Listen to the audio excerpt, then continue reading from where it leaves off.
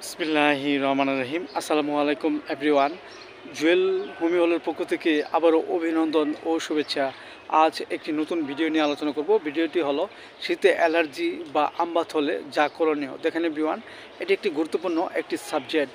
আমাদের মানবদেহে দেখা যাচ্ছে যে আমাদের বডিতে অনেক সময় কিছু চুলকায় এবং কিছু চাকা চাকা বর্ণ হয় এবং বর্ণটি দেখতে অনেক সময় লাল কিংবা গোলাপি রঙের হয়। তখন আমাদের কাছে মনে হয় আমাদের অ্যালার্জি কিংবা আমবাত রোগ হয়েছে। সো এভরিওয়ান, ইয়ে হওয়ার কারণ হলো আমরা যে অত্যধিক পরিমাণে চিংড়ি জাতীয় কিংবা পুঁটি মাছ বা গরু গোশত বেশি পরিমাণে খাই, এর ফলে অনেক সময় আমাদের মাঝে এই অ্যালার্জি বা আমবাত রোগটি দেখা দিতে পারে।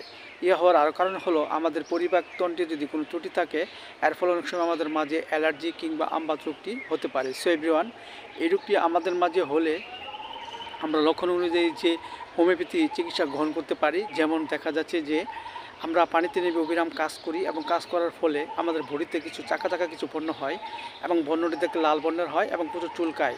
এসব লক্ষণে আমরা যে ওষুধটি খেতে পারি সেটা হলো রাস্টক্স 30। আমরা 2 ফোঁটা করে সকাল বিকাল 2 বার সেবন করতে পারি। আবার দেখা যাচ্ছে যে আমাদের বডিতে কিছু বর্ণ হয় এবং বর্ণটি চুলকায়, ব্যথাও করে, সহজে সরতে চায় না। এসব লক্ষণে আমরা যে ওষুধটি খেতে পারি সেটা হলো আর্টিকা ইউনেস মাদার। আমরা 10 ফোঁটা করে সকাল বিকাল 2 বার সেবন করতে পারি।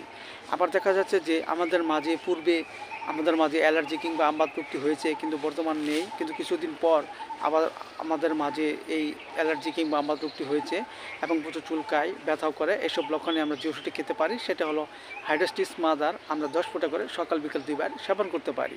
পাশাপাশি আমরা একটি হোমিওপ্যাথি বায়োকেমিক বড়ি খেতে পারি, ফেরাম্পল 6-এর 4টি উপর চিবিয়ে আমরা হালকা গরম পানি সহ সকাল বিকাল 2 বার সেবন করতে পারি। এতে করে আমাদের মাঝে যে অ্যালার্জি কিংবা আমবাত রোগটি হয়েছে তা আস্তে আস্তে দূর হয়ে যাবে এবং আমাদের মাঝে সুস্থবোধতা ফিরে আসবে।